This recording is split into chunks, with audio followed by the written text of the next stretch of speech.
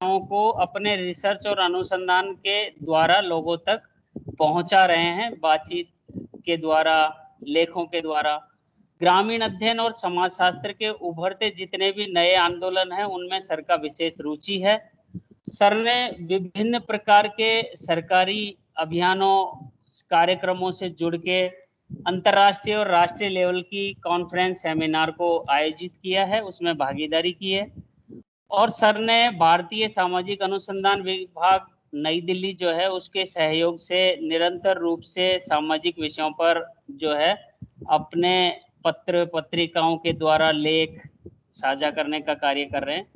देश के जितने भी विभिन्न प्रकार के जो समाचार पत्र हैं, चाहे वो राजस्थान पत्रिका लीजिए, दैनिक वीर अर्जुन लीजिए, दैनिक हिंद लीजिए, हमारा फैसला लीजिए, मॉडर्न रिपोर्ट लीजिए, तो इस प्रकार के जितने भी पत्र पत्रिकाएं प्रकाशित होते हैं, सर के अपने लेख इसमें सैकड़ों लेख प्रकाशित हो चुके हैं। और वर्तमान में सर जो है हमारे स्वतंत्र संग्राम के महानायक जो हैं विजय सिंह जी पथिक, तो पिछले 2 दशकों से सर उनकी जो है रिसर्च अनुसंधान कार्य से जुड़े हुए हैं। और पथिक जी की जो भी पांडुलिपियां हैं, राजस्थान सरकार अभिलेख बीकानेर के सहयोग से उनका अध्ययन करके अनुसंधान के कार्य में संलग्न है सर अभी। और हमारा सौभाग्य है कि सर के विचार आज हमें सभी को सुनने को मिलेंगे। तो अभी हम राकेश जी सर से गुजारिश करेंगे कि सर अपने जो आज के जो मुद्दे हैं उनको संचालित करें। धन्यवाद। धन्यवाद साथी, इतना आत्मीय और इतना विस्तृत परिचय देने के लिए। मेरा सौभाग्य है कि अजीम प्रेमजी फाउंडेशन जैसे के विद्वान साथियों के साथ ये इंटरेक्शन करने का मौका मुझे मिला है। मैं ऑनलाइन जुड़े साथ को अभिवादन करता हूँ और फाउंडेशन के तमाम साथियों को धन्यवाद अर्पित करता हूँ कि आपने एक ऐसे महत्वपूर्ण विषय को विचार विमर्श के लिए चुना जो अकादमिक हलकों के साथ साथ समाज के लिए चिंतित रहने वाले तमाम लोगों के लिए प्रासंगिक है। कोविड-19 के बाद समाज में उभरते नए सामान्य, कुछ साथियों को विषय का जटिल और ज्यादा अकादमिक लगा होगा। नए सामान्य से एक सामान्य सा आशय है। हम सोशल साइंस के लोग, खासतौर से सोशोलॉजी से जुड़े लोग, न्यू नॉर्मल्स जैसी टर्मिनोलॉजी और इन अवधारणाओं को ज्यादा यूज करते हैं। न्यू नॉर्मल्स सिंपल और साधारण सा आशय इसका ये है कि जब कोई भी समाज नए वैल्यूज इस्टेब्लिश करता है, नए तौर तरीके जीवन के खोजता है, या पूरा सिस्टम अपने आप को रिसीव करता है, तो उसमें कुछ नए आदर्श इस्टेब्लिश होते हैं जो धीरे धीरे मूल्यों में तब्दील होते हैं और वो पूरी व्यवस्था को एक आधार प्रदान करते हैं।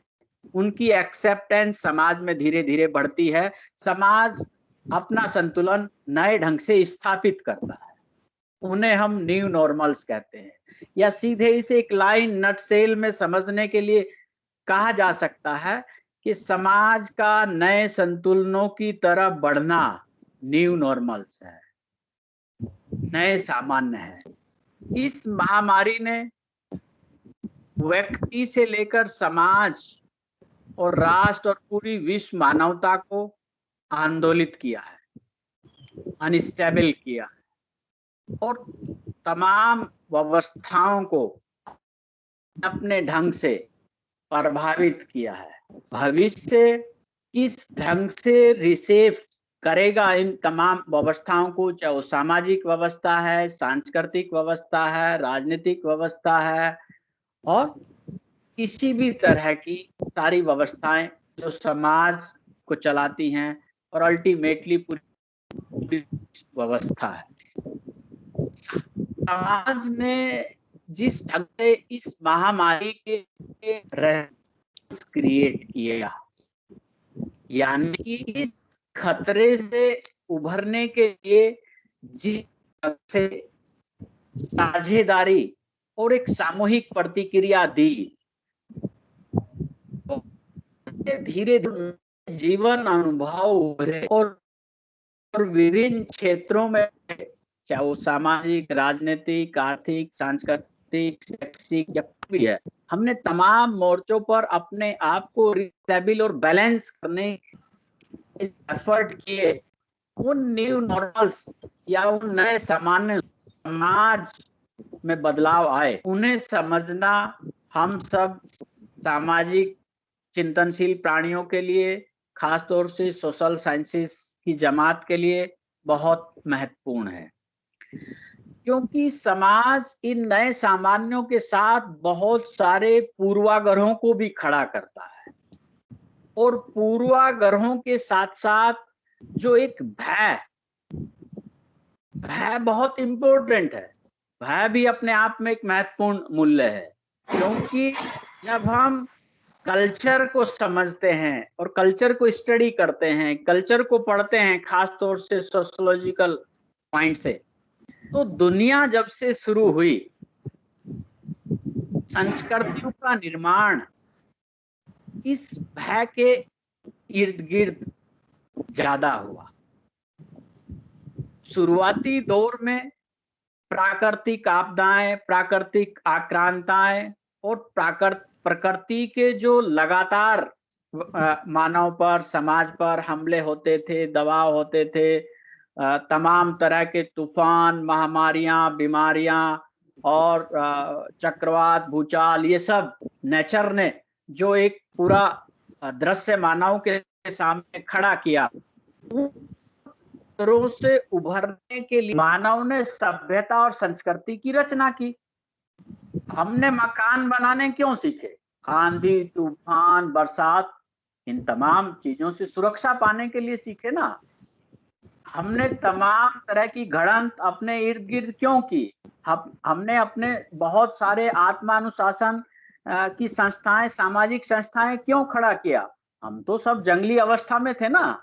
समाज तो पूरी उस बर्बर, शिकारी, आखेटक पद्धति के साथ जीवन जीता था कि जंगल का एक इलाका एक समूह का, दूसरा इलाका दूसरे समूह का, और एक शिकारी अवस्था से हम एक सभ्य समाज की बढ़े। इन न्यू नॉर्मल्स के साथ बढ़ते हुए, सामाजिक आदर्शों को घड़ते हुए, सामाजिक संस्थाओं को बनाते हुए, उन सामाजिक नियमों, आदर्शों को खड़े करते हुए इस दिशा में दुनिया सभ्यतिक विकास अपना करती आई।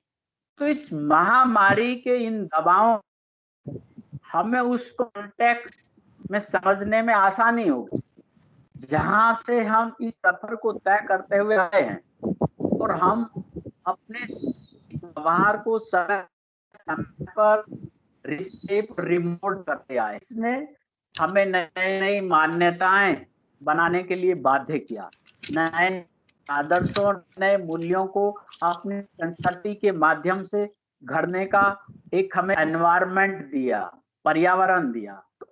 मौजूदा महामारी को, कोरोना महामारी को जब हम देखते हैं तो ये जैसे जैसे समाज में नए क्लासिफिकेशन करेगी, वैसे वैसे नए पूर्वाग्रह और नए व्यवहार मजबूत होंगे।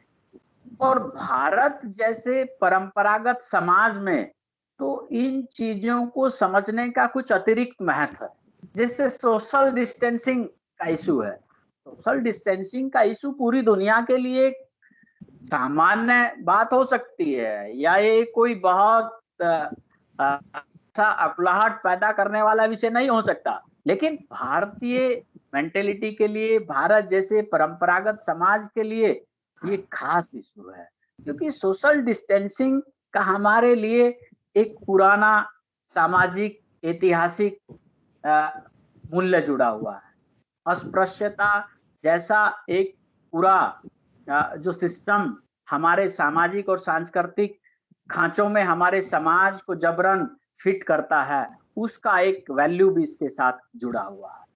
और इस ढंग के जब नए नए सोशल कोर्स, है ना, नए नए सामाजिक संकट महामारी खड़ है ना, जैसे कि होम क्वारंटाइन के मार्क बना देना, टैबू टाइप के, ये होम क्वारंटाइन है या ये कोरोना इन्फेक्टेड है, तो उस इन सारी चीजों को देखते ही हम सबके सामाजिक व्यवहार, हमारे इंटरेक्शन करने के तरीके उस व्यक्ति के प्रति बदल जाते हैं।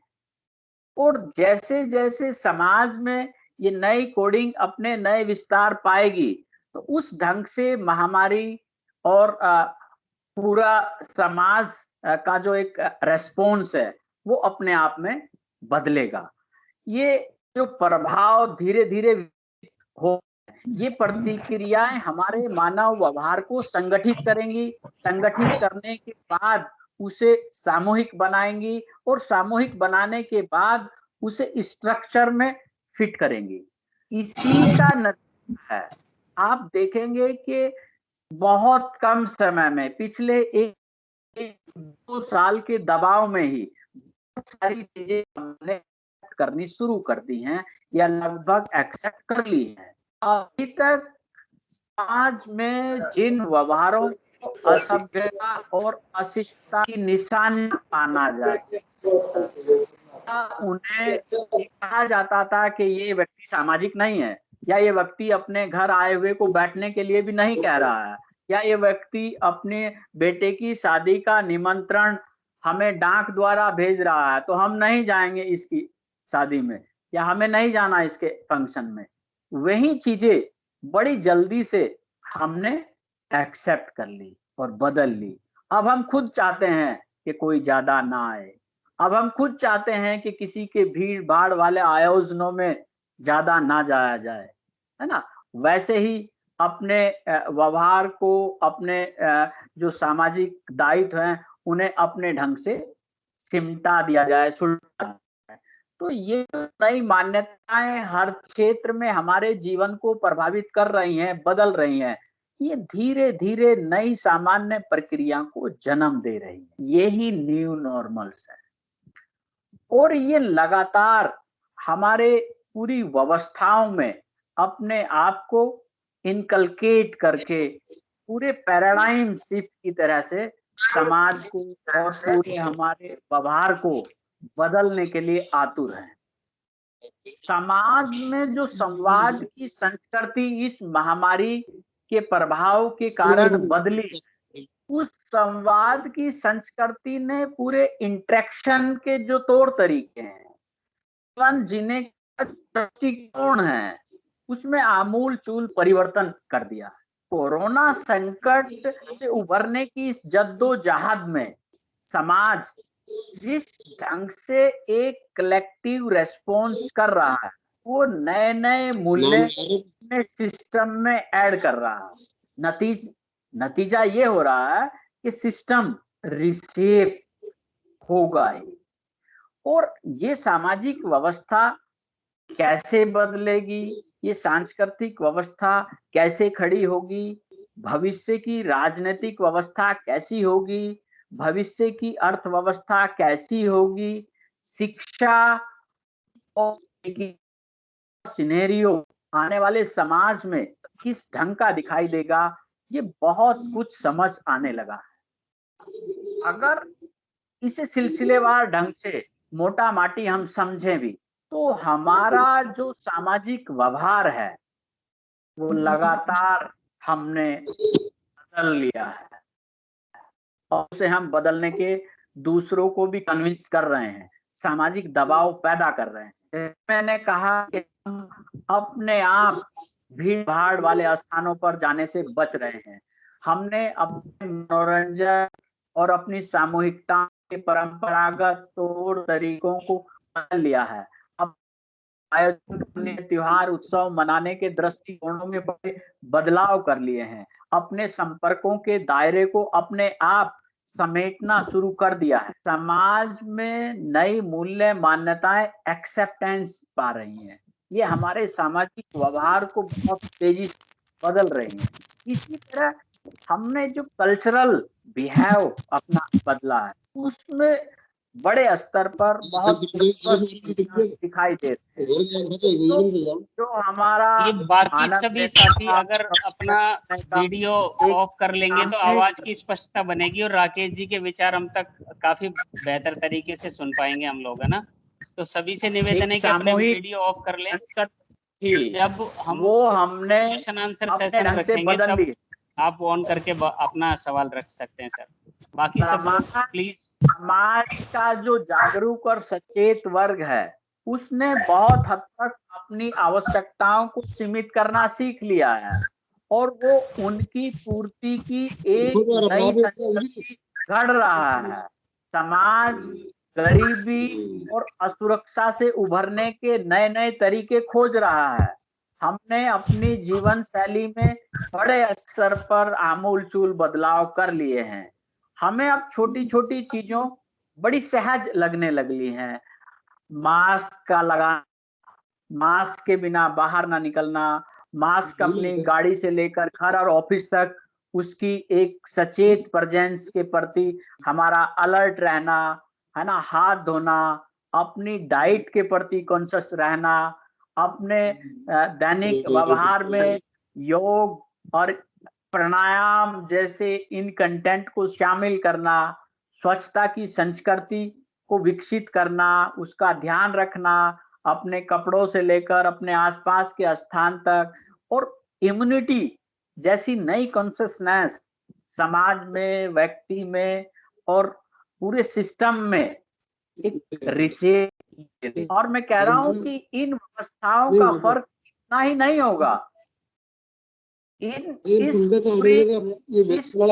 नई कल्चरल शिफ्ट का जो पूरा असर होगा, वो भविष्य का मार्केट भी अडॉप्ट करेगा, वो भविष्य की पूरी व्यवस्थाएं अडॉप्ट। फ्यूचर का मार्केट अब आपको हो सकता है अपने रेस्टोरेंट में काढ़ा और भाप जैसी चीजें भी उपलब्ध कराए, और आपके घर में आने जाने वालों की जो एक स्वागत संस्कृति थी, उसमें भी आप इन चीजों को शुमार करें और आने वाले गेस्ट को बैठते ही कहें कि कुछ तो लेना पड़ेगा, काढ़ा लोगे या भाप लोगे, है ना। तो और पहले आप हाथ धो लीजिए, तब आप बैठिए। तो ये सब जो चीजें हैं वे हमारे व्यवहार में बहुत गहराई से समाहित हो रही हैं। इसी तरह से हम सामाजिक सांस्कृतिक व्यवस्था से आगे बढ़कर जब अपनी अर्थव्यवस्था को देख रहे हैं कि वो किस ढंग से न्यू नॉर्मल्स की तरफ बढ़ेगी, किन किन चीजों को अडॉप्ट करेगी, तो बहुत छोटी छोटी चीजें तो बहुत स्पष्ट हैं। मैं अर्थशास्त्र का विद्यार्थी नहीं हूं, अर्थशास्त्र वाले आदमी चीज को मुझसे अच्छा जानते हैं और बताएंगे, अर्थव्यवस्था को ज्यादा ढंग से देख पाएंगे।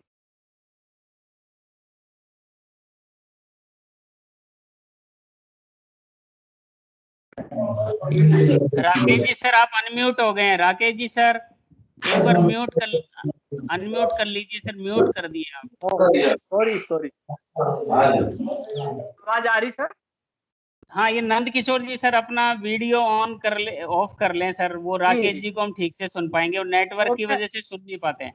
हाँ, मैं बस इतना ही आया था अभी कि हम सामाजिक सांस्कृतिक व्यवस्था से आगे बढ़कर जब अर्थव्यवस्था में न्यू नॉर्मल्स की खोज करेंगे, तो वहां पर भी हम बहुत सारी ऐसी नई तैयारियां दिखाई देंगी कि जैसे बचत की अर्थव्यवस्था है, जो भारत जैसे परंपरागत समाज में तो पहले बहुत हद तक थी, लेकिन दुनिया में उसकी आदत कम है, और बचत की अर्थव्यवस्था की तरफ दुनिया दोबारा से बढ़ेगी। बचत की मानसिकता को पुनः पनपाने के एफर्ट होंगे। उत्पादन पर नियंत्रण करने के दबाव समाज के भी बढ़ेंगे, सरकारों के भी बढ़ेंगे, और पूरे सिस्टम की रिक्वायरमेंट कुछ इस ढंग से होगी कि हम अपने उत्पादन को कम इस तरह से एक न्यायोचित ढंग से समाज की आवश्यकताएं पूरी कर सकें। और दुनिया अगर समझदारी से अपना आत्मावलोकन करेगी तो ऐसी अर्थव्यवस्थाओं के विकास की तरफ ध्यान देगी जिसमें अनावश्यक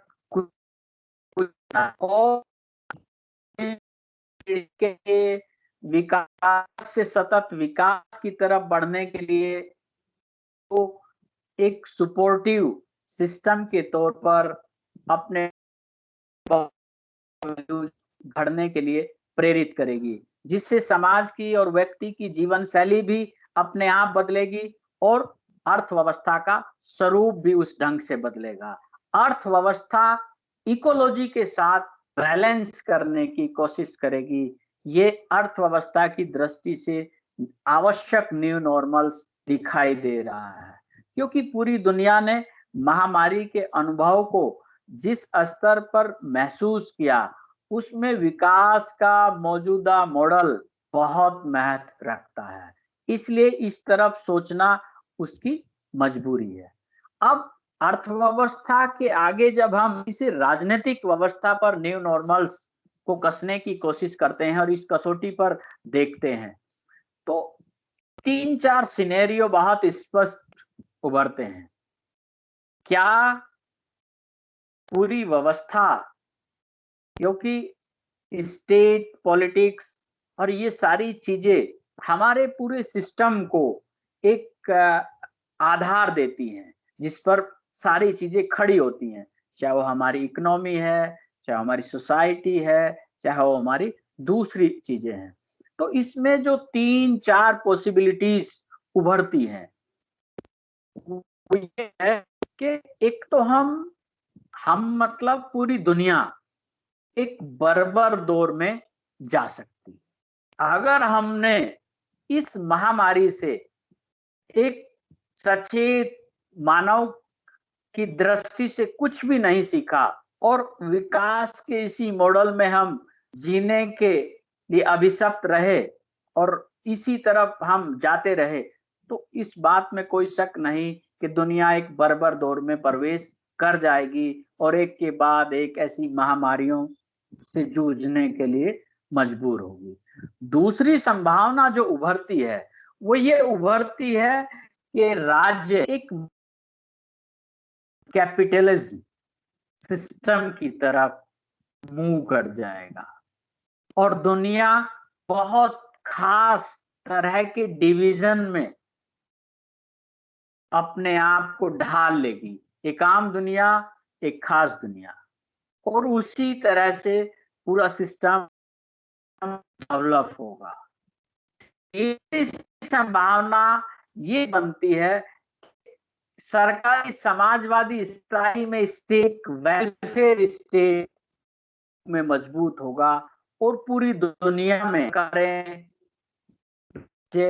अपने आप को स्ट्रेंथन देकर समाज को के वेलफेयर में अपने आप को दोबारा से खड़ा करेंगी, मजबूत करेंगी। और जो चौथी संभावना है, जो इस महामारी से ईमानदारी से सीख लेकर बनने की एक संभावना है, या कहें कि एक आदर्शात्मक दृष्टिकोण से बनना चाहिए, तो वह यह है कि पूरी दुनिया नए ढंग की सहयोगात्मक व्यवस्था खड़ी करेगी, समाज और सरकार मिलकर एक दूसरे के सपोर्टिव बनेंगे और नए वैश्विक साझेदारी के साथ विश्व मानवता का नव निर्माण होगा। तो इन 4 संभावनाओं में न्यू नॉर्मल्स किस ढंग से अपने आप को डेवलप करेंगे, या हम इन न्यू नॉर्मल्स को कैसे एक्सेप्ट करेंगे, ये एक बहुत समझने का मामला है। इसे एक लेमैन वाली भाषा में कहें तो ये अभी भविष्य के गर्भ में है और देखते हैं कि ऊंट किस करवट बैठता है। स्टेट का, पॉलिटिक्स का अहम रोल रहने वाला है। स्थानीय स्तरों से लेकर, यानी कि पूरी दुनिया तक हम दुनिया में जैसी राजनीति स्थापित करेंगे। राजनीति का मतलब कोई खाली छदाम कूटनीति या यही नहीं होता। राजनीतिक व्यवहार ही दुनिया को बहुत सारी चीजें देता है। जैसे जैसे हम एक मजबूत स्टेट और एक रेस्पॉन्सिबल स्टेट खड़ा करते हैं, वैसे वैसे कोई भी समाज अपने आप को एम्पावर करने की तरफ बढ़ता है। जो दुनिया में या देशों में नई राजनीति निकलेगी, वो भी इस महामारी के अनुभवों से निकलेगी। अगर वो इन अनुभवों से ज्यादा नहीं सीखती और अपने आप को उन रेस्पॉन्सिबल एक्टिविटीज में इन्वॉल्व नहीं करती, तो हम निश्चित रूप से एक बर्बर दुनिया के निर्माण की तरफ बढ़ेंगे। और हमने इससे सीखा और हम एक अच्छी वैश्विक साझेदारी की तरफ बढ़े और अच्छी वर्ल्ड की तरफ दुनिया बढ़ी और एक अच्छी कूटनीति के साथ हमने सुंदर विश्व के निर्माण का प्रण लिया, तो नए उभरते जो सामाजिक रूप होंगे, इन्हें हम न्यू सोशल फॉर्म्स कहते हैं सोशियोलॉजी में। तो वो जो नए उभरते सामाजिक रूप होंगे, वो हमें केयरिंग सिस्टम में दिखाई देंगे, जिसे हम अपनी देखभाल की व्यवस्था कहते हैं, या जो समाज में हमारे सोशल इंस्टीट्यूशन जिस काम को करते हैं, परिवार, विवाह, नातेदारी, ये तमाम जो सोशल केयरिंग सिस्टम है, तो उसे इस जैसे जैसे समाज कमजोर हुआ, तो ये तमाम रेस्पॉन्सिबिलिटीज अपने आप स्टेट के गले पड़ गई है। तो सरकारें, राजनीति, स्टेट इस केयरिंग सिस्टम को कैसे खड़ा करता है, नए जीवन मूल्यों को कैसे घड़ता है, लोकतंत्र को कितना मजबूत करता है, सोशल सपोर्ट सिस्टम आपसी सहयोग को कितना आधार और मजबूती देता है, इन अहम नैतिक सिद्धांतों से ही भविष्य की नई राजनीति उभरेगी। और ये एक जिम्मेदार दुनिया का दायित्व बनता है कि इन नैतिक मूल्यों और नैतिक सिद्धांतों के आधार पर भविष्य की राजनीति का और नए सामाजिक रूपों का निरूपण करना, उनका संस्थानीकरण करना, समाज से लेकर पूरी दुनिया को इन मुद्दों पर एक राय बनाना हमारी भविष्य की राजनीति का ध्येय होना चाहिए। यही विश्व मानवता की अच्छी और सच्ची सेवा है। तो स्टेट हो गया, social support, social system, cultural system, अर्थव्यवस्था, इन जो मुख्य व्यवस्थाएं हैं, ये न्यू नॉर्मल्स के साथ कैसे अपने तरफ बढ़ेंगी, अपने आप को चेंज करेंगी। मोटा माटी जो तमाम आदर्श चीजें आती हैं, चिकित्सा, ये इन्हीं का पार्ट है। लेकिन अगर हमें इन पर भी अलग ढंग से हम सोच कर देखें, तो इनमें टेक्नोलॉजी का बड़ा दखल पड़ेगा। टेक्नोलॉजी अपने वर्चस्व को स्थापित करने के लिए शिक्षा, चिकित्सा के क्षेत्र को बड़े स्तर पर देगी। और तो यहाँ तक है कि संस्कृति का हस्तांतरण टेक्नोलॉजी कर सकती है, लेकिन मैं इतनी अतिशयोक्ति में इसलिए नहीं जा सकता, ज्यादा भय हो जाएगा कि हमारी कि किसी भी समाज की संस्कृति को प्रतिस्थापित टेक्नोलॉजी कर हो सकता है, कुछ भी संभव है। लेकिन हाँ, टेक्नोलॉजी ने अपनी पकड़ पूरे सिस्टम पर, पूरी दुनिया पर, समाजों पर इतनी बना ली है कि वो संस्कृति को डिक्टेट तो जरूर करने लगी है और उसे अपने ढंग से मोड़ने, घड़ने और खड़ी होने के लिए मजबूर करने लगी है। क्योंकि जो दुनिया के ताकतवर देश हैं, उन्होंने टेक्नोलॉजी और खास तौर से दो टेक्नोलॉजी को अपने यहाँ बड़े स्तर पर जमा कर लिया है, जिसमें इंफॉर्मेशन टेक्नोलॉजी और बायोटेक्नोलॉजी अहम, जो दोनों ही हमारे चिकित्सा और शिक्षा के सिस्टम को प्रभावित करेंगी, बुनेंगी और भविष्य के समाज को खड़ा करेंगे। तो शिक्षा और चिकित्सा में जो एक नई संस्कृति खड़ी होगी, वो तकनीकी के संदर्भ में देखने और समझने की जरूरत पड़ेगी, क्योंकि संवाद की नई संस्कृति बहुत कुछ बदल देगी। हमारे भौगोलिक, सामाजिक, सांस्कृतिक संबंधों को पूरी तरह से उलट देगी और शिक्षा का नया जो स्वरूप होगा, वो नवनिर्माण की तरफ संस्कृति और समाज को घड़ने के दबाव बनाएगा।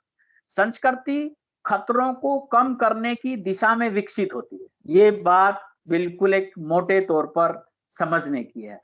और महामारी एक ऐसा ही बड़ा खतरा है जो एक पूरे कल्चरल शिफ्ट को हमें करने पर आमादा है। तो इन सारे अनुभवों से या इन सारे संकेतों से जो एक परसेप्शन क्रिएट होता है या जो एक हमारी मिली-जुली समझ बनती है, वो ये है कि भविष्य का जो समाज होगा, वो मेरे हिसाब से एक बेहतर समाज बनेगा, क्योंकि हम लगातार सभ्यता के जिस विकास की तरफ बढ़े हैं या मानव ने उत्तरोत्तर प्रगति की दिशा में सभ्यता में कुछ ना कुछ प्लस किया है और दुनिया बेहतरी की तरफ बढ़ी है। तो इस महामारी के बाद का मानव भी उस दृष्टि से एक महामानव उभरेगा, एक अच्छे सुंदर विश्व समाज के निर्माण में अपना योगदान करेगा। मेरी ऐसी आशा है, मेरा ऐसा सोचना है, क्योंकि हम पहले से ज्यादा मानवीय होने की तरफ अपनी सभ्यता का विकास करें। सभ्यता का विकास या दुनिया का विकास यही है कि हमने उस वायलेंस को, उन खतरों को कितना मिनिमाइज किया है। पूरी संस्कृति, पूरी सभ्यता की गढ़ंत इसी के इर्द गिर्द तो है कि हमने दुनिया में वायलेंस को, अपने आसपास के खतरों को, हम अपने आसपास के जोखिमों को मिनिमाइज किया है। यही सभ्यता का विकास है। और नए व्यवहार के उद्भव से जो खेल के नए-नए नियम बन रहे हैं, ये संस्कृति के निर्माण में नए आदर्श का काम कर रहे हैं और ये नए आदर्श ही नए हमें महामारी पर नियंत्रण पाने के तरीकों की बहुत ईमानदारी के साथ शिनाख्त करने की जरूरत है पूरी दुनिया में, क्योंकि दुनिया का भविष्य इसी पर तय करेगा कि इस दुनिया ने महामारी पर नियंत्रण पाने के किन तरीकों का इस्तेमाल किया है। हम कितने सकारात्मक रहे हैं या हम कितने नकारात्मक रहे हैं, इसी पर दुनिया का भविष्य और पूरी व्यवस्था का दारोमदार निर्भर करता है कि हमें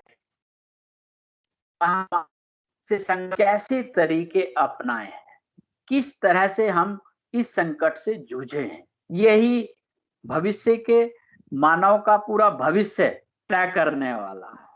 तो पोस्ट कोविड सोसाइटी और मौजूदा सोसाइटी और महामारी के दौरान का जो अनुभव है, उसमें अगर मेरा ऐसा अनुभव है जो मैंने पूरा सिनेरियो इस दौरान समझने की कोशिश की कि और किस ढंग से एक सामूहिक और कलेक्टिव रेस्पॉन्स हम इस सिस्टम के प्रति, इस महामारी, इस खतरे के प्रति कर सकते थे और सरकारों को और इस आपदा में बेहतरीन अवसर के तौर पर क्या-क्या मिल सकता था, उसमें जो सकारात्मक और नकारात्मक उभरता है, वो भी अपने आप में एक बड़ा आत्मावलोकन का अवसर है। नकारात्मक उपायों के बजाय अगर कुछ सकारात्मक तरीके हमने, पूरी दुनिया ने, पूरे मुल्कों ने इस दौरान खोज लिए होते, तो शायद एक अच्छे देश के निर्माण की तरफ हम भारी बना चुके होते। सरकारें लोगों पर अति नियंत्रण के बजाय की स्वतंत्रता को करने के बजाय अगर ऐसे तरीके तलाशें कि महामारी से उभरे मनोविज्ञान को हम एक पॉजिटिव बूस्टअप देकर एक समाज के नव निर्माण और नई व्यवस्था के निर्माण की तरफ एक बूस्टअप दें, तो एक सुंदर दुनिया की तरफ बढ़ा जा सकता था। छोटे छोटे खतरे, छोटे छोटे संकट, ऑक्सीजन जैसी भयावता से उभरने के लिए प्रकृति की समृद्धि को सुनिश्चित करने वाले फैसले इस दौरान सरकारें कर सकती थी, जिनसे पर्यावरण सुरक्षितता और मानवीय व्यवहार इंस्टीट्यूशनलाइज होता। ऐसे बहुत सारे नियम, कायदे, कानून बन सकते थे, बजाय इसके कि हम कैसे लोगों के अधिकारों को कम करें, बजाय इसके कि कैसे टेक्नोलॉजी की गिरफ्त और टेक्नोलॉजी का नियंत्रण लोगों की निजता को कम करने में हम बढ़ाएं।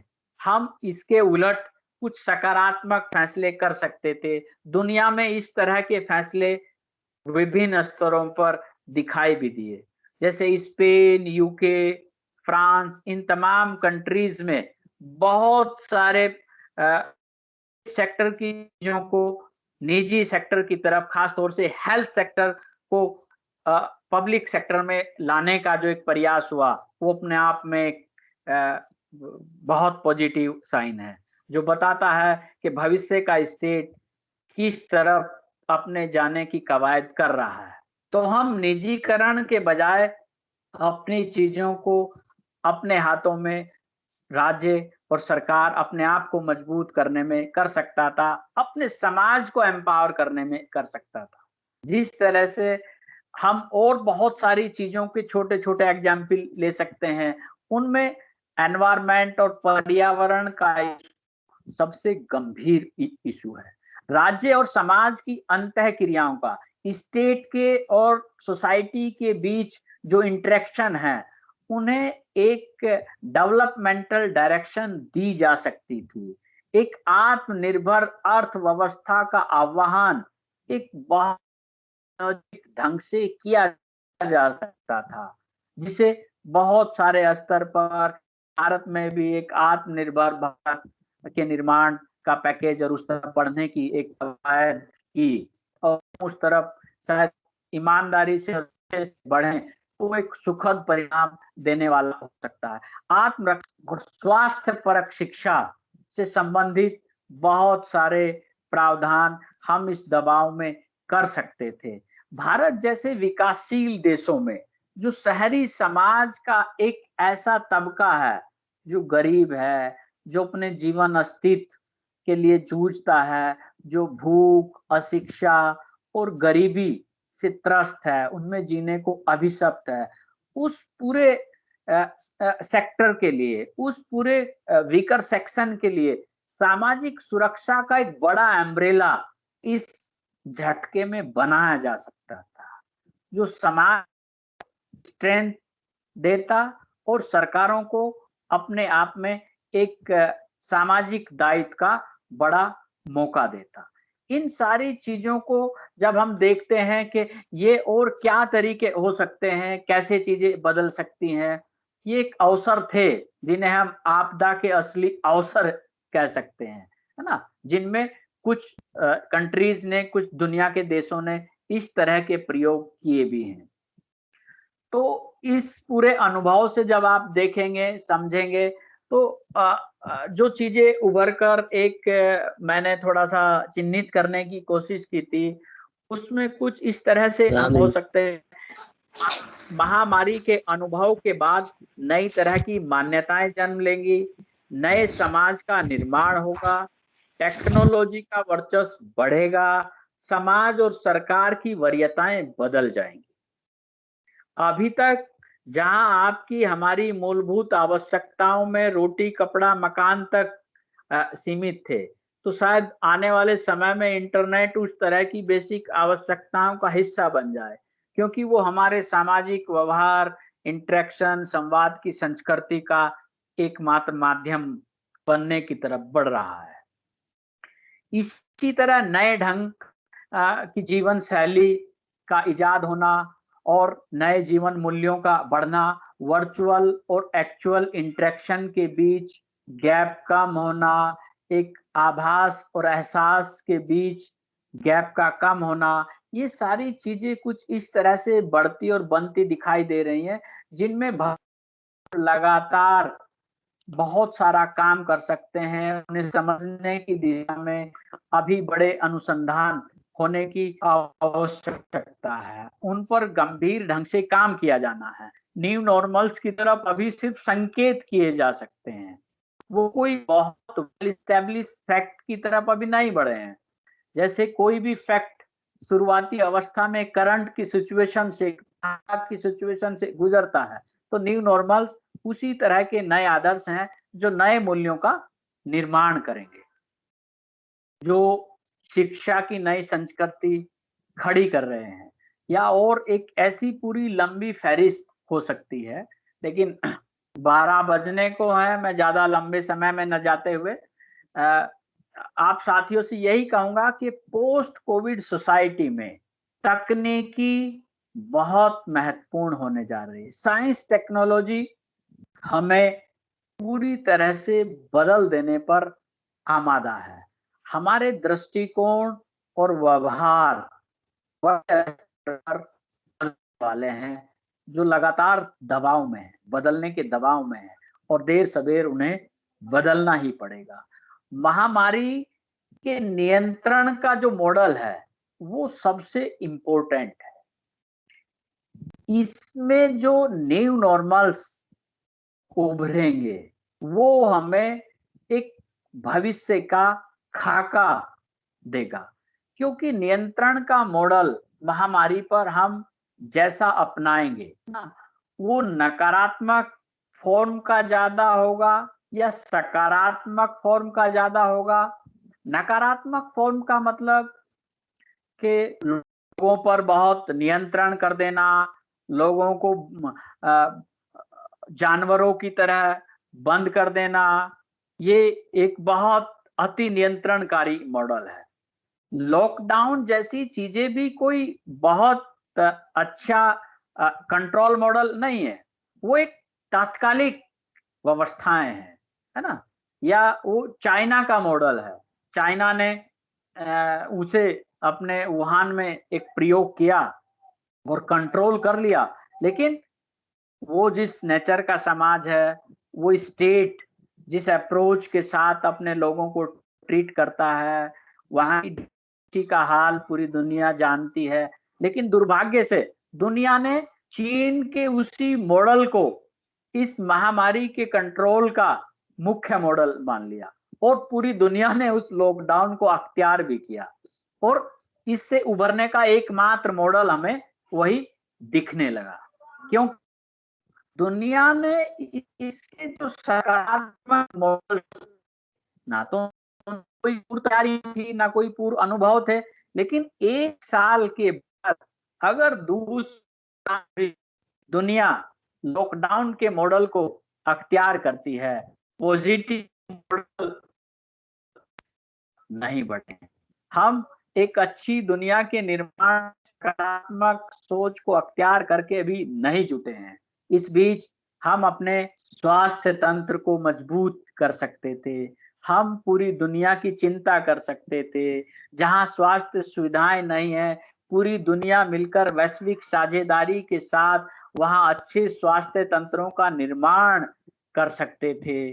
तो ये सारी जो चीजें हैं, ये जो नियंत्रण का एक अच्छा और पॉजिटिव मॉडल दुनिया को खड़ा करना था, उसमें अभी बहुत देरी है। इवन वैक्सीन तो आपने बना ली, जो पूरी दुनिया में वैक्सीन के साथ भी एक पूरी दुनिया का रवैया दिखाई दिया, वो भी एक इसके नियंत्रण का नकारात्मक मॉडल ज्यादा दिखाई दिया। अमेरिका ने कहा कि मैंने वैक्सीन बना ली, लेकिन पहले वैक्सीन मेरे लिए, अमेरिकन फर्स्ट। चाइना ने कहा मैंने वैक्सीन बना ली, लेकिन वो मेरे लोगों के लिए। जर्मनी ने कहा मैंने वैक्सीन बना ली, लेकिन वो मेरे लोगों के लिए। भैया ये कौन सा मॉडल है, या ये कौन सी बेहतर दुनिया की तरफ आप बढ़ना चाहते हैं? ये कौन सा वैश्वीकरण है? ये कैसी वैश्विक साझेदारी है? महामारियों का नियंत्रण पूरा अनुभव बताता है। पूरी दुनिया ने एक ईमानदार वैश्विक साझेदारी के साथ कर ऐसी महामारियों पर, ऐसे खतरों पर नियंत्रण, तब महामारियां दुनिया से गई हैं। और बहुत सारी महामारियां अभी भी कहीं ना कहीं एग्जिस्ट करती हैं। जिन मुल्कों तक पूरी दुनिया ने मदद नहीं पहुंचाई, जहां स्वास्थ्य सुविधाएं नहीं है, शिक्षा की बेहतर व्यवस्था नहीं है, वहां आज भी तमाम महामारियों से लोग जूझ रहे हैं। जो गरीब कंट्री हैं, उनकी चिंता कौन करेगा? इस मॉडल में भी एक दुनिया में जो वर्चस्व की होड़ है, वो भी नहीं निकली है। इसका मतलब महामारी से हमने कुछ सीखा नहीं है। जो एक आशाएं और बहुत पॉजिटिव और ऑप्टिमिस्टिक लोग, आशावादी लोग इस अनुभव से ये सीख रहे थे, ये सोच रहे थे कि महामारी के बाद का मानव महामानव बनकर उभरेगा। वो पूरी दुनिया के भले के लिए सोचेगा, पूरी दुनिया के कल्याण की तरफ ध्यान देगा, और हम नए ढंग की वैश्विक साझेदारी खड़ी कर, नए वैश्विक संगठन और सपोर्टिव इंस्टीट्यूशन खड़े कर दुनिया को एक बेहतर दुनिया के निर्माण की तरफ लेकर जाएंगे। होता अभी नहीं दिख रहा है। दुनिया में बहुत साफ साफ चिन्हित करना अभी भारी है ना? बहुत मुश्किल काम है कि ये हमने अच्छा कर लिया या ये हमसे बहुत गलत हो रहा है। लेकिन मोटा माटी खाका जो बन रहा है वो यही है कि दुनिया को अभी इस महामारी पर कंट्रोल का जो एक इफेक्टिव और पॉजिटिव मॉडल मिलजुल कर तैयार करना था, उसकी अभी संभावनाएं कम दिख रही हैं। क्योंकि इस क्राइसिस में सब अपनी अपनी दाढ़ी में हाथ मारते दिख रहे हैं। भारत जैसे विकासशील देश ने हिम्मत दिखाई कि हम दुनिया को अपनी वैक्सीन देंगे, और तथाकथित महाशक्ति कहे जाने वाले तमाम मुल्क अगर ये कहते हैं कि हमारी वैक्सीन हमारे लिए है, तो ये कैसी विश्व मानवता है? ये कैसा महामारी के कंट्रोल का मॉडल है? ये अच्छे संकेत नहीं है। लेकिन निष्कर्ष के तौर पर अगर हम न्यू नॉर्मल्स और पोस्ट कोविड सोसाइटी को देखते हैं, तो मैं एक सोशल साइंटिस्ट होने के नाते एक आशावादी दृष्टिकोण से ही उसे देखता हूं। और दुनिया इन अनुभवों से फिर सीखेगी, फिर सोचेगी, फिर अपना आत्मपन करेगी और एक बेहतर दुनिया के निर्माण की तरफ अपने कमिटमेंट के साथ बढ़ेगी। नए मूल्यों और नई मान्यताओं और नई सामूहिकताओं के साथ बनेगा।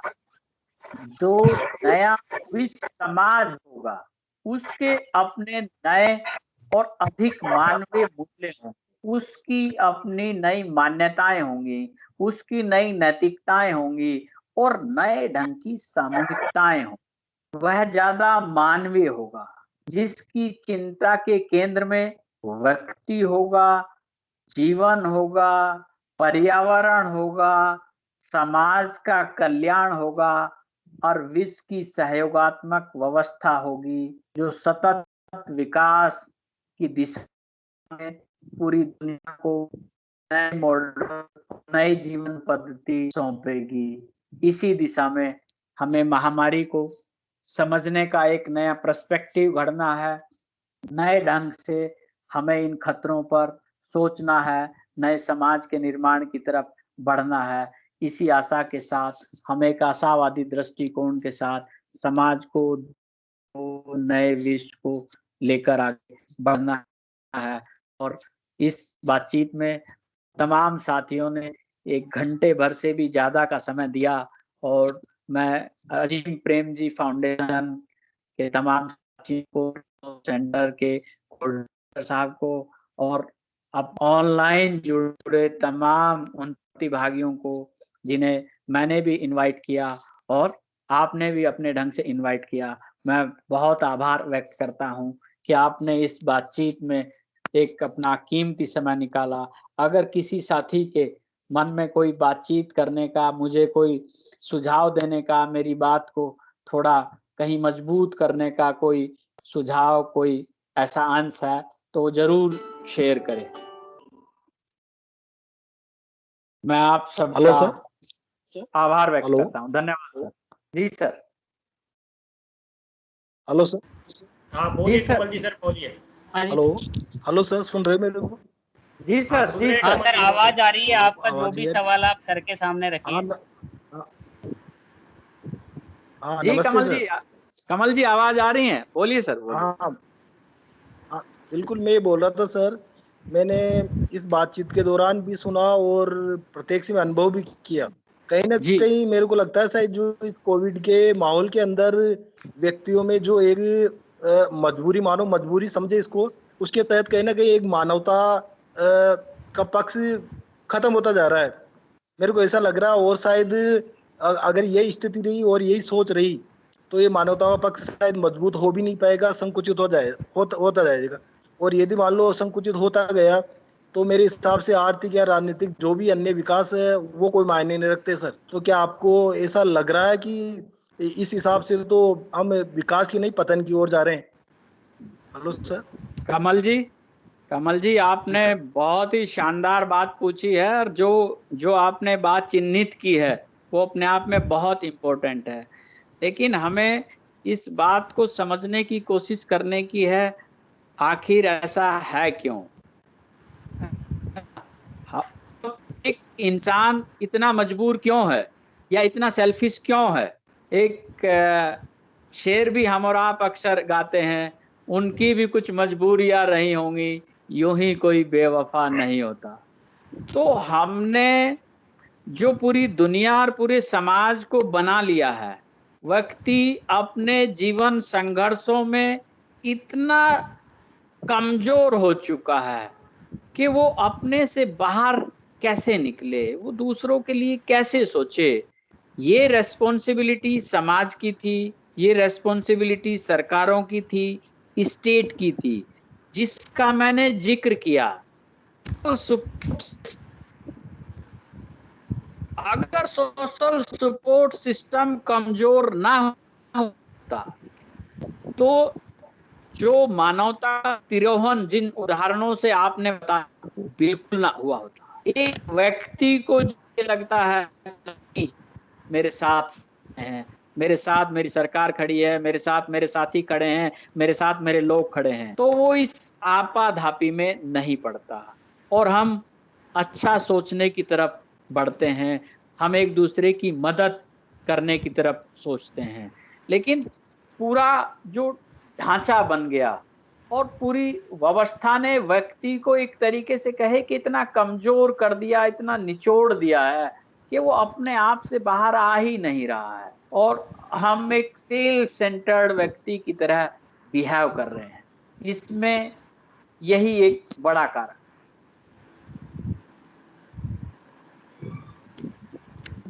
हाँ सर। धन्यवाद सर। अगर और भी कोई साथी अपने सवाल रखना चाहे या अपनी जिज्ञासाएं रखना चाहें तो कोई रख सकते हैं। सुझाव भी दें। सवाल तो आप सब साथी, क्योंकि मैं क्या जवाब दे सकता हूं, लेकिन आप लोगों के पास अच्छे सुझाव भी हो सकते हैं इससे संबंधित। प्लीज।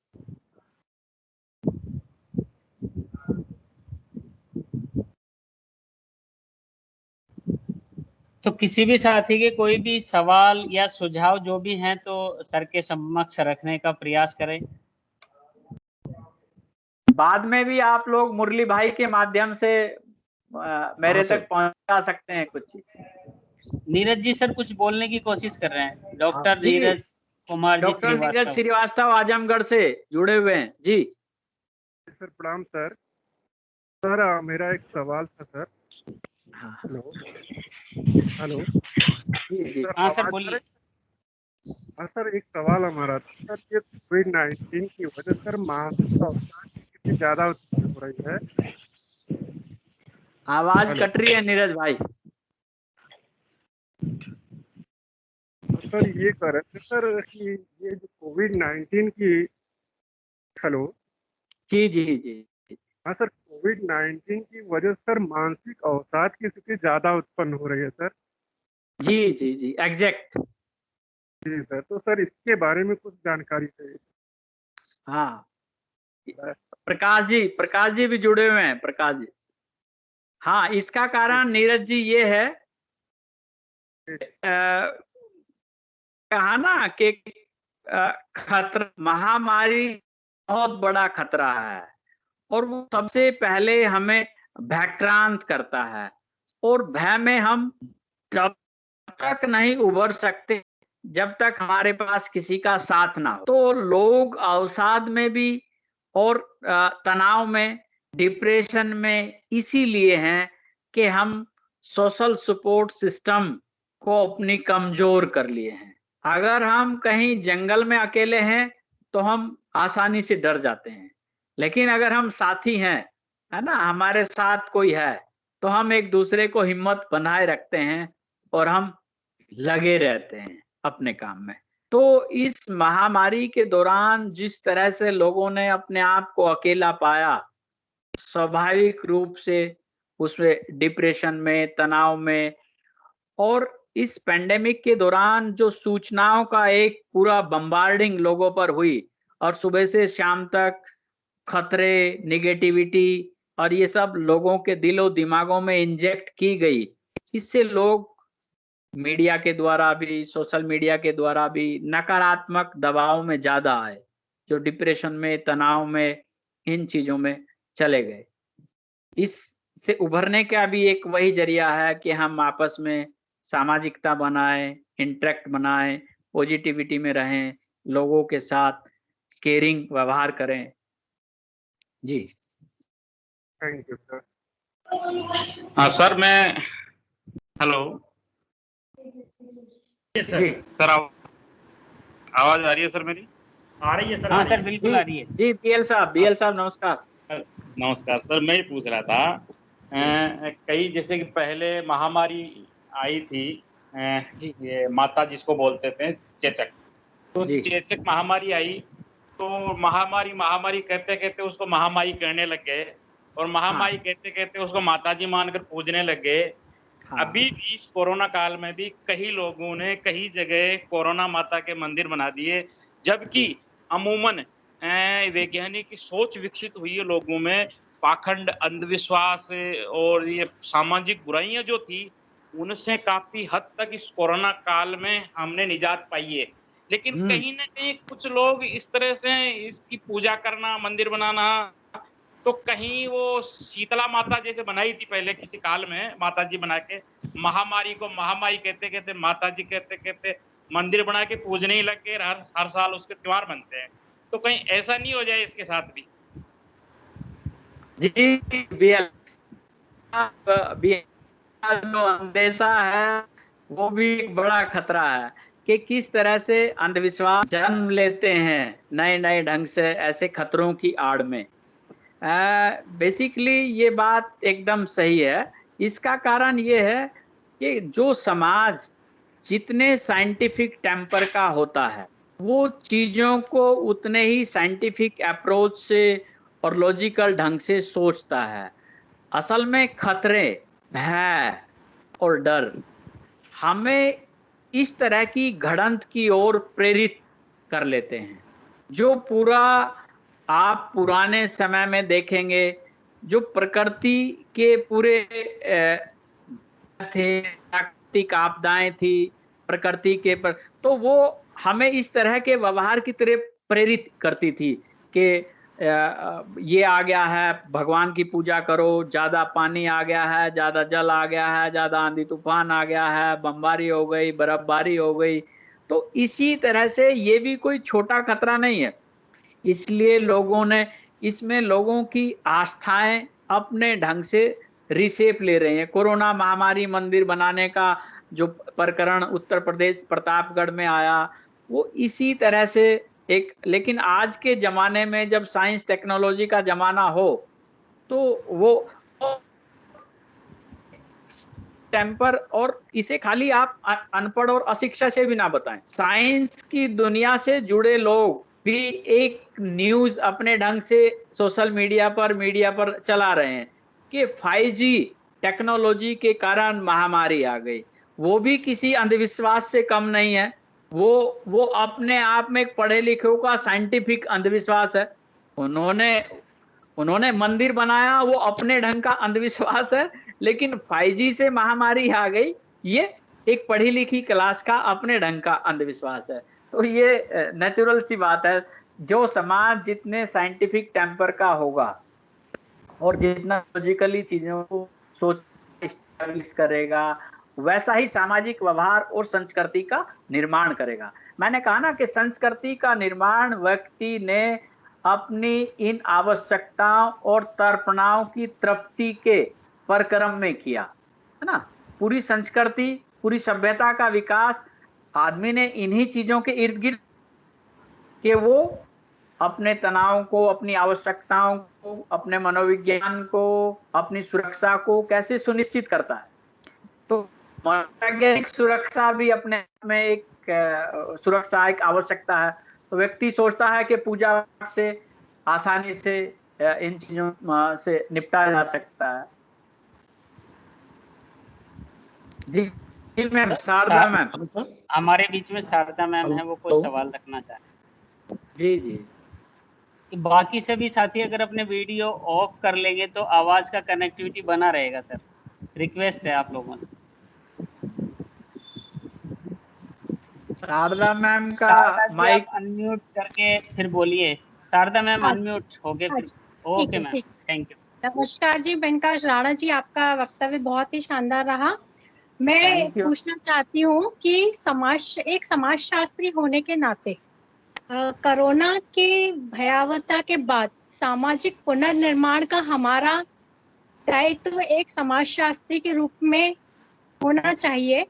जैसे कि कुछ परिवारों के सदस्य कम हो गए, कुछ परिवारों की आर्थिक स्थिति कमजोर हो गई, और मतलब परिवार में 2 लोग की जगह मतलब जितने भी लोग थे, एक का 2 लोग बचे हैं, बच्चे अनाथ हो गए।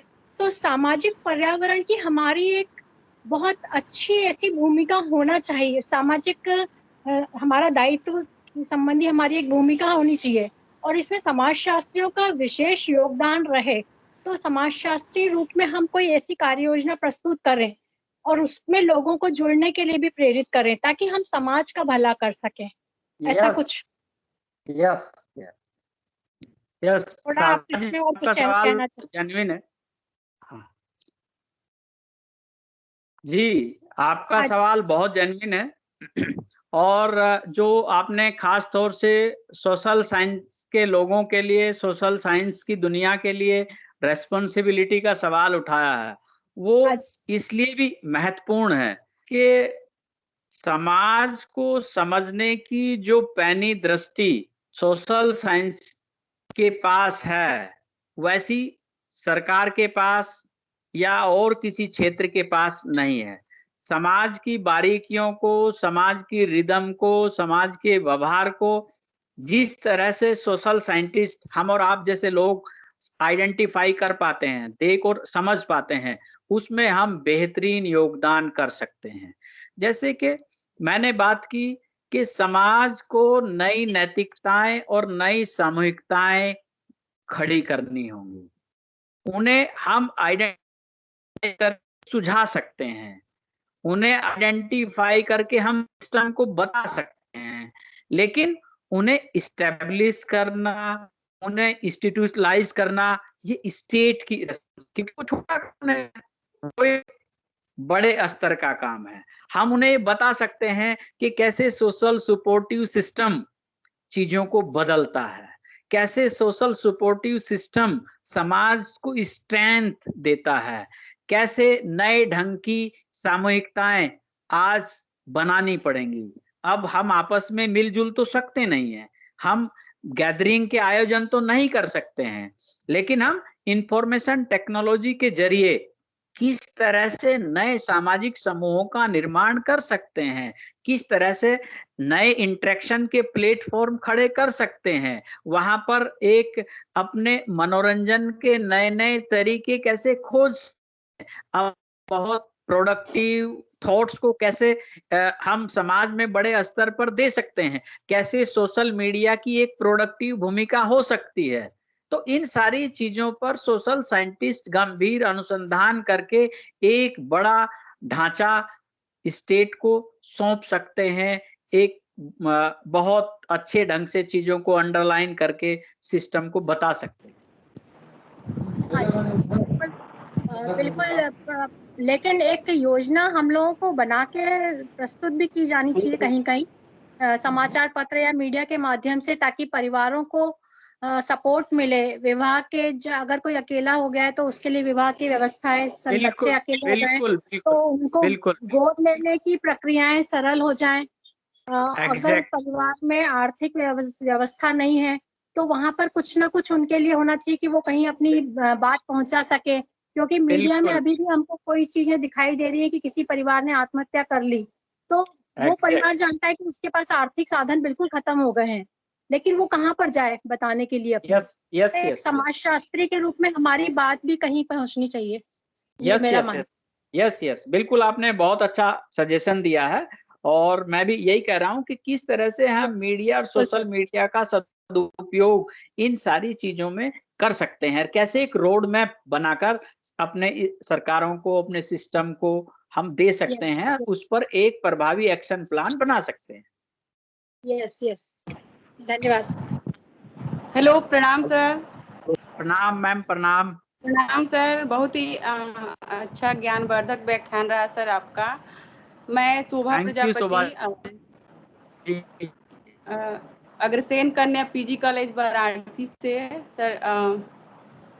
सर मेरा ये सोचना है कि जैसे पैंडेमिक फैला, इतनी महामारी, सब लोग इससे परेशान हुए, हर स्तर के लोग इससे परेशान हुए। तो उच्च शिक्षा के स्तर पर जैसे इंटरमीडिएट के बाद जो बच्चे जा रहे हैं पढ़ने के लिए, तो क्या जैसे हमारे देश में स्वास्थ्य व्यवस्था जर्जर है, डॉक्टरों की जो है कमी है, चिकित्सकों की कमी है, जनसंख्या के पीछे बहुत कम डॉक्टर हैं। तो क्या जो बच्चे पढ़ने वाले हैं, जो बड़े बच्चे हैं, तो क्या उनको प्राथमिक स्तर की चिकित्सा की इस तरह का प्रशिक्षण दिया जाए कि जो आपातकालीन स्थितियां आ रही हैं, जैसे कि एनसीसी वगैरह में जो भी सिखाया जा रहा है सहयोग के लिए, तो क्यों ना चिकित्सा को भी शिक्षा में जोड़ा जाए कि केवल न केवल स्पेशली जो एमबीबीएस बीएमएस कर रहे हैं वही नहीं, केवल वो तो मतलब एक विशेष स्पेशल हैं कोई बीमारी के इलाज करने के लिए, जो सामान्य परिस्थितियां उत्पन्न हो रही हैं उनको कुछ ज्ञान दिया जाए कि जो प्राथमिक उपचार है वे कर पाए, अपना भी और जो आसपास के लोग हैं उनका भी। और साथ ही साथ जो हमारी जो संस्कृति रही है, जिसमें सामूहिकता की प्रधानता रही है, हॉलिज्म जिसे हमारी जो संस्कृति रही है, मूल संस्कृति, जिसमें हम अपने से पहले अपने समुदाय के बारे में सोचते हैं और भौतिकता के प्रभाव से हम व्यक्तिवादी होते जा रहे हैं, तो उसकी ओर भी क्या पुनः लौटने की जरूरत अब महसूस हो रही है कि, और जो एक सोशल डिस्टेंसिंग शब्द है सर हमारी जो भारतीय संस्कृति में, ये मुझे बिल्कुल सूट नहीं बैठता कि ये फिजिकल जो डिस्टेंसिंग होना चाहिए, न कि सोशल डिस्टेंसिंग होना चाहिए। हम अपने को बचाएं, हमको खुद को भी सुरक्षित रखना है इस बीमारी से, तभी हम दूसरे के लिए भी कुछ कर पाएंगे। तो हम दूसरे से सोशल डिस्टेंसिंग ना बनाएं, फिजिकल डिस्टेंसिंग बनाते हुए हम सोशल जो डिस्टेंस ना बनाएं, सामाजिक। आपके दोनों तीनों सुझाव जी हम जुड़े रहे शोभा जी। शोभा जी आपके दोनों तीनों सुझाव बहुत महत्वपूर्ण है, और मैंने शुरुआत ही उस चीज से की थी कि भारत जैसे ट्रेडिशनल समाज में सोशल डिस्टेंसिंग के अतिरिक्त हमें उन चीजों को ध्यान में रखकर अपने इन नए सामाजिक व्यवहारों को बनाना चाहिए, है ना, रिडिफाइन करने की जरूरत है ना। ये बिल्कुल आपकी बात सही है, आपको मैं मानता हूँ। और जो आपने बेसिक हेल्थ अवेयरनेस की बात की, तो जी एक तो आपने देखा होगा कि इस पेंडेमिक ने एक जो अच्छा काम कहूँ तो कोई वो नहीं है, जो अच्छा काम किया वो यही किया, एक तो पूरे समाज की, पूरी दुनिया की बेसिक जो हेल्थ लिटरेसी है, उसे काफ़ी ऊपर ला दिया। और जी हेल्थ जो अवेयरनेस है, जो जी अभी तक हेल्थ क्या था? अभी तक हेल्थ प्रायोरिटी पर नहीं थी। जी अभी तक पूरे समाज के लिए, पूरी दुनिया के लिए, व्यक्ति के लिए काम, पैसा, नाम, तमाम तरह की वरीयताएं बढ़ती और व्यक्ति अपने पर ध्यान ना देना, अपने चीजों पर ध्यान ना देना, वो दिन रात काम करना चाहता था और इन सारी चीजों के लिए वो विकल्प तो बना रहा था। वो अपनी टेक्नोलॉजी को वैकल्पिक बना रहा था कि मैं अच्छे पानी के लिए वाटर प्यूरिफायर बना लूं, मैं अच्छी हवा शुद्ध करने के लिए एयर प्यूरिफायर बना लूं। लेकिन इस पेंडेमिक ने ये एक अच्छा काम किया है कि आप विकल्पों को खोजकर काम नहीं चला सकते। आपको हेल्थ जैसी चीज को प्रायोरिटी पर रखकर अपने आप को स्ट्रॉन्ग करना होगा। इम्यूनिटी जैसी चीजें केंद्र में आई हैं। जी वो अपने स्वास्थ्य को प्राथमिकता के आधार पर तय करता है। और जो आपने कहा कि क्या ये एक एजुकेशन का पार्ट नहीं होना चाहिए, निश्चित रूप से होना चाहिए। वो तो बिल्कुल बेसिक रूप से होना चाहिए। जिस तरह से योगा, प्राणायाम, ये सारी चीजें हमारी हेल्थ कॉन्शियसनेस का हिस्सा बनी है और हमारी जीवन शैली में इनकलकेट हुई हैं, ये सारी चीजें उस तरफ संकेत कर रही हैं। और हमारे पास अच्छा मौका है, नई एजुकेशन पॉलिसी हम देश में लागू कर रहे हैं, उसमें हम अपनी हेल्थ शिक्षा को बेसिक स्तर पर और एक निश्चित पार्ट के तौर पर उसका इस्तेमाल करके इसमें आगे बढ़ा जा सकता है। अपने एडिशनल नॉलेज, अपने योगा, आयुर्वेद को उसका एक पार्ट बनाकर बेसिक रूप से उसमें बढ़ा जा सकता है। ये एक अलग बहस है, एलोपैथी और आयुर्वेद, और उसमें हमें जाने की जरूरत। Thank you. जी सर, प्रणाम सर, प्रणाम। थैंक यू मुरली नमस्ते जी। राकेश जी सर, नमस्ते। हो गया। नमस्कार हंसराज जी। जी रखिए सर, अपनी बात रखिए। हाँ नमस्ते राकेश हंसराज जी, जी। नमस्कार। नमस्कार नमस्कार हंसराज जी, नमस्कार। नमस्ते सर। आज का सेशन जी। पूरा सुना है मैंने, और कोरोना के बाद की उभरती स्थितियों के बारे में आपने हर पहलू को छुआ है सर। थैंक काफी यू। जिज्ञासाएं थी मन में, उनको जी आपने जी। शांत किया है। अब इसमें थैंक थोड़ा यू। सा मेरा सवाल तो है नहीं, बाकी थोड़ी सी ये थी कि जी इसका एक दूसरा पक्ष, अच्छा पक्ष भी उभर कर आ रहा है कि जी बहुत सारी बातें, जैसे मैं मेरे यहाँ की बात करूं तो हमारे एक छोटे से गांव में बहुत सारे लोगों ने सहयोग करने के लिए विदिन 1 महीने में 3 लाख का फंड इकट्ठा कर लिया। और उसमें से हमने ऐसे लोगों को जो जिनका काम धंधा नहीं रहा था, या जिनके कोई परिवार में हानि हो गई या कुछ उनका नुकसान हुआ, तो उन लोगों को हमने खाद्य सामग्री भी दी है। कुछ पैसा उसमें से बचा है, तो इस समय हमने ऑक्सीनेटर और सिलेंडर और हमारे यहाँ ऑक्सोमीटर, इस तरह लगभग 1.5 लाख का सामान हमारे पीएससी में भी दिया है। और हमारे गांव में नहीं, हमारी तहसील में भी इस तरह का बहुत सारा डोनेट हुआ है। तो मैं इस बहुत पक्ष की मानवता इसमें बड़ी भी है। इसमें यस बहुत सारे उपकार के लिए मानवता आगे परोपकार की भावना पैदा भी हुई। यस। साथ में अजीम प्रेम जी फाउंडेशन संगठन ने भी हमारे जिले में बहुत से प्रत्येक मतलब अस्पताल में और बड़ी बड़ी जगह बहुत सारा मतलब इसमें सुविधाएं बढ़ाई है अस्पतालों में। तो इस तरह से ये जो लोग आ रहे हैं, आगे आ रहे हैं, ये इसके परोपकार की भावना को भी हमें आगे बढ़ाना होगा। साथ में एक ये है कि समाज व्यक्तियों से मिलकर बना है, सब जानते हैं हम। तो हम ज्यादा सबको कहने के साथ साथ हम मैं से शुरू करें। जी जी मैं मास्क लगाऊंगा, मैं दूरी बना के रखूंगा, मैं मेरा अब ज्यादा आदमियों का स्टेटस, क्योंकि समय समय पर समाज के पैमाने बदलते रहते हैं। एक समय था जब जिसके पास ज्यादा पशु थे, बहुत बड़ा पशुपालन, तो उसको जमींदार पटेल समझते थे। आज ऐसी स्थिति वाले को गवार समझते हैं, यार इतने सारे जानवर रख रखा है, बिना काम का खर्चा है। मापन बदल गए, तो अब हमको भी मापन बदलने पड़ेंगे। अब अपना जो ज्यादा आदमी इकट्ठा करना एक स्टेट सिंबल बन गया था, उसकी बजाय हमको कम आदमी लेकिन सब मास्क लगाएं, अपने आप सैनिटाइजर की मशीन हो वहां पर, वो सैनिटाइज अपने आप होते जाएं। इस तरह की ये मान्यताएं अब हमें को बदलनी पड़ेगी, वो शुरुआत हमको स्वयं से करनी पड़ेगी। इस तरह का मेरा कुछ विचार था सर। बाकी आज बहुत अच्छी रही है आपकी चर्चा, आपको बहुत धन्यवाद। बहुत बहुत सुंदर सुझाव हंसराज भाई आपने दिया है। उसी की मैंने जो बात की ना, सोशल सपोर्ट सिस्टम, 100 तालों की एक चाबी। अगर हम अपने सोशल सपोर्ट सिस्टम को मजबूत कर लेते हैं तो किसी भी बड़े खतरे से, किसी भी बड़े संकट से आसानी से पार पाई जा सकती है। और जो हंसराज जी ने बात कहा है कि आने वाले समय में बहुत सारी नई चीजें अडॉप्ट करनी ही पड़ेंगी और वो अपने आप हो जाएंगी, तो मैं कह रहा हूँ पूरा सिस्टम अपने आप को रिवैम्प करेगा।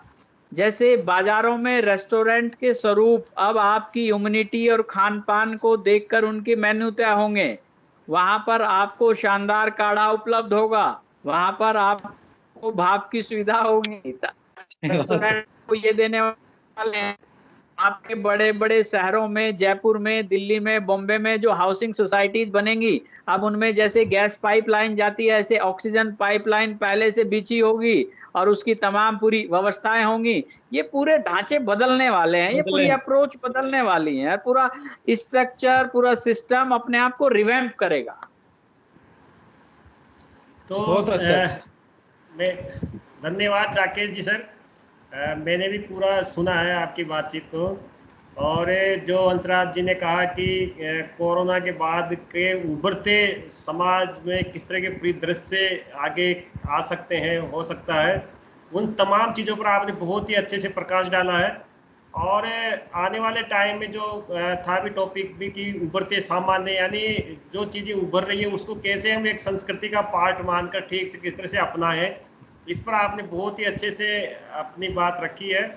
और ये पूरी चर्चा काफ़ी अच्छी लगी। कई सारे सुझाव भी साथियों की ओर से मिले कि हम किस तरह से जो समाज में संवेदनाहीन होता जा रहा था उसमें किस तरह से वापस संवेदनाएं लाएं, ताकि वही एक अच्छा समरसता वाला समाज तैयार हो सके, बन सके और एक अच्छा समाज निर्माण की ओर बढ़े। हालांकि कोरोना ने हमारे समाज को जगह जगह से तोड़ दिया, तो अब इसको कैसे हम उसकी भरपाई करें, तो ये पूरी चर्चा से ये सब चीज़ें सीखने को मिली। और मुझे लगता है जो भी साथी इसमें शामिल थे वो सब इन चीज़ों को अपना रहे होंगे आगे।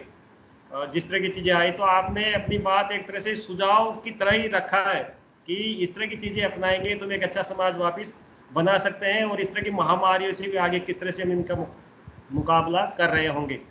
तो सर बहुत बहुत धन्यवाद, आपने अपना कीमती समय निकाल कर हमारे बीच में आए। आगे भी हम आपको इस तरह बुलाते रहेंगे। थैंक यू, बहुत बहुत आभार आपके साथ। हेलो, हाँ जी बोलिए। राकेश जी सर नमस्ते। हेलो हेलो, आवाज आ रही है सर? हेलो, मेरी आवाज आ रही है सर? आ रही है, बोलिए मैम। कोविड महामारी के दौरान जो आज आपने सेमिनार जो अपने विचार रखे वो बहुत अच्छे लगे सर मेरे को, और साथियों ने भी अपने विचार रखे अच्छे लगे सर। आप सर धन्यवाद और सभी साथियों को भी thank you ma'am, thank you ma'am, thank you ma'am. धन्यवाद राकेश जी। आपने जो है हमारे समक्ष समाज के जो नए समाज की कल्पना करने की जो बात रखी है वो बहुत ही बेहतरीन तरीके से रखी है। और समाज में हमें सोशल सपोर्ट सिस्टम को किस तरीके से डेवलप करना होगा वो भी आपने बहुत ही साधारण शब्दों में बहुत बेहतरीन तरीके से रखने की कोशिश की है सर, जो हमारे लिए बहुत ही अच्छी समझ देने वाला है। इसके अतिरिक्त आपने जो रखा है कि हमें शिक्षा के क्षेत्र में जिस तरीके की टेक्नोलॉजी का यूज करने और उससे चीजों को बेहतर बनाने की एक दिशा की तरफ बढ़ने की जरूरत है। हेल्थ सिस्टम जो है हमारा उसको सपोर्ट करने की जरूरत है, उसको प्राथमिक स्तर की पहली प्रायोरिटी पे लाने की जरूरत है। तो इस तरीके के जो आपके महत्वपूर्ण विचार हैं वो हम सबको काफी दिशा प्रदान करेंगे और इसके लिए आपको बहुत धन्यवाद सर। आपने अपने व्यस्ततम समय से हमारे लिए जो ये समय निकाला, हम इसके लिए आपके आभारी हैं। और इन फ्यूचर कभी जब भी हम इस तरीके की सेमिनार का आयोजन करेंगे तो आपको जरूर हम याद करते रहेंगे। तो आपका सहयोग की अपेक्षा भी हमें हमेशा रहेगी। बिल्कुल धन्यवाद बिल्कुल, मुझे सर। अच्छा लगता है नरेंद्र जी, मुझे अच्छा लगता है आप जैसे बौद्धिक लोगों के साथ विचार विमर्श करना, आपका इतना बड़ा प्रतिष्ठान है उसके साथ सहभागिता करना मेरा भी सौभाग्य है। Thank you sir. तो आज की चर्चा का फिर हम यहीं समापन कर सकते हैं। धन्यवाद सभी को। जी।